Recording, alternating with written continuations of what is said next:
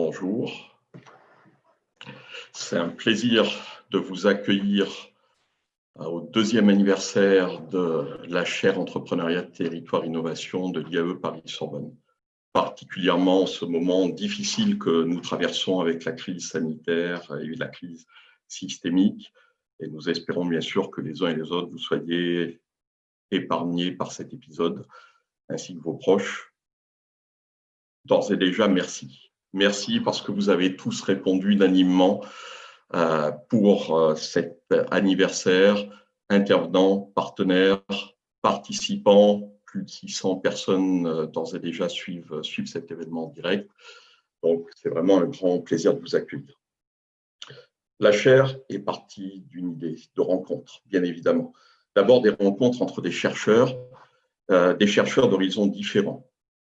Chercheurs d'horizons différents, Florent Pralon, spécialiste de l'innovation et des questions écologiques, Carlos Moreno, spécialiste de la Living City, c'est-à-dire de la ville intelligente, en considérant que celle-ci doit être avant tout humaine. Et moi-même, Didier Chabot, spécialiste d'entrepreneuriat.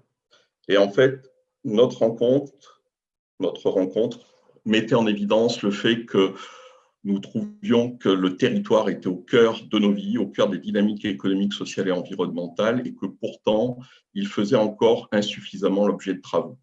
Plus encore, ce qui nous avait frappé, c'est le fait que parfois des politiques uniformes sont promues au niveau national et ne laissent pas la possibilité aux différents territoires, aux villes, de s'exprimer, de tirer parti de leurs atouts, de leurs spécificités. À partir de là, il nous semblait intéressant de mettre le territoire au cœur des analyses et de lancer des programmes de recherche. Et les rencontres ensuite ont été faites avec des partenaires.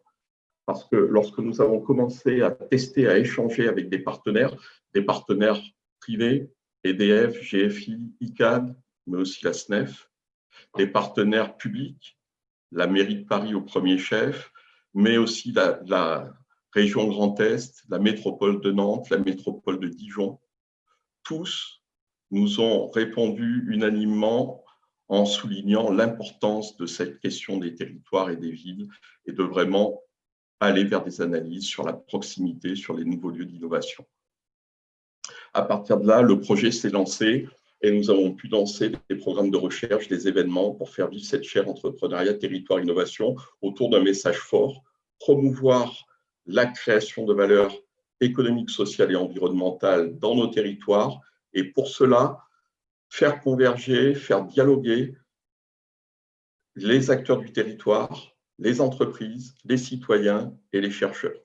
Avec une idée forte qui est que d'une part, il faut penser des travaux qui soient orientés dans une recherche de logique-action, c'est-à-dire qu'on essaye d'aller vers des recherches qui soient utiles aux acteurs, aux décideurs, qui permettent d'alimenter les débats, et puis en même temps, une volonté, au-delà de la production de connaissances, de la partager et de la diffuser auprès du plus grand nombre.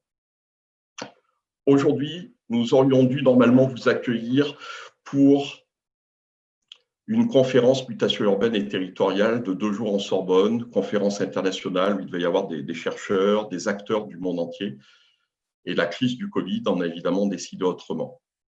Mais il nous a semblé important de maintenir les discussions, d'avancer sur les débats parce qu'on voit bien qu'à l'heure où, hélas, plus de 350 000 personnes sont d'ores et déjà décédées dans le monde, où plus de 60% de la population mondiale a été confinée, on voit bien que c'est au niveau des territoires, au niveau des villes et des acteurs locaux qu'il est important de penser les choses et de vraiment réfléchir à cette question de la proximité.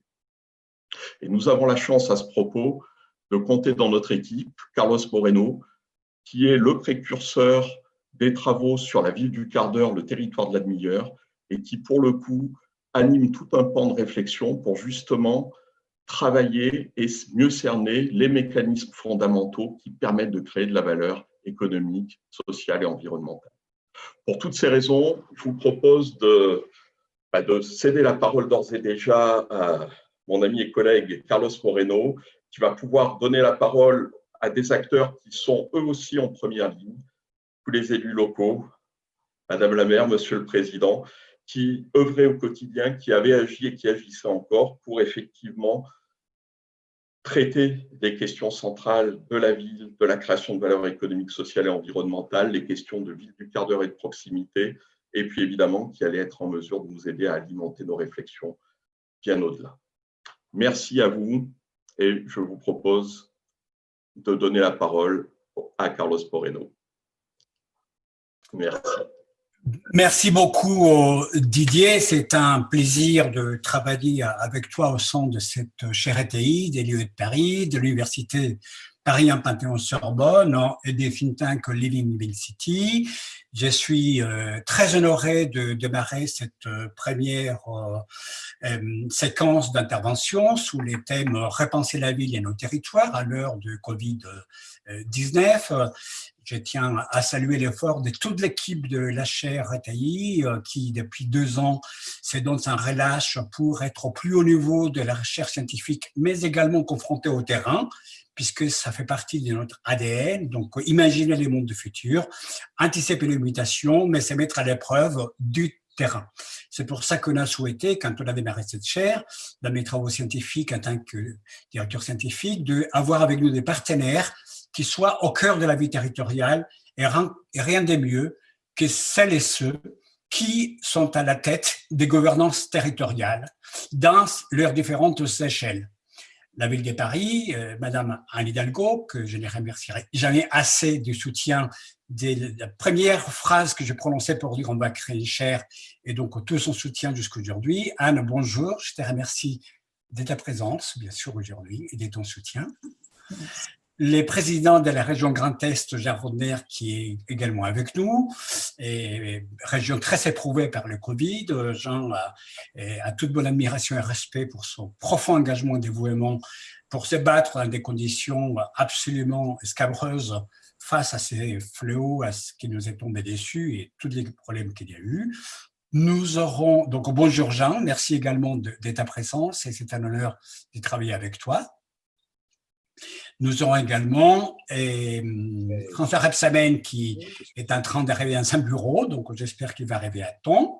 Président de la métropole de Dijon et maire de Dijon, qui a démarré un certain nombre de projets extrêmement intéressants, dont nous aurons tout à l'heure par son adjoint Denis Hameau dans la table ronde suivante.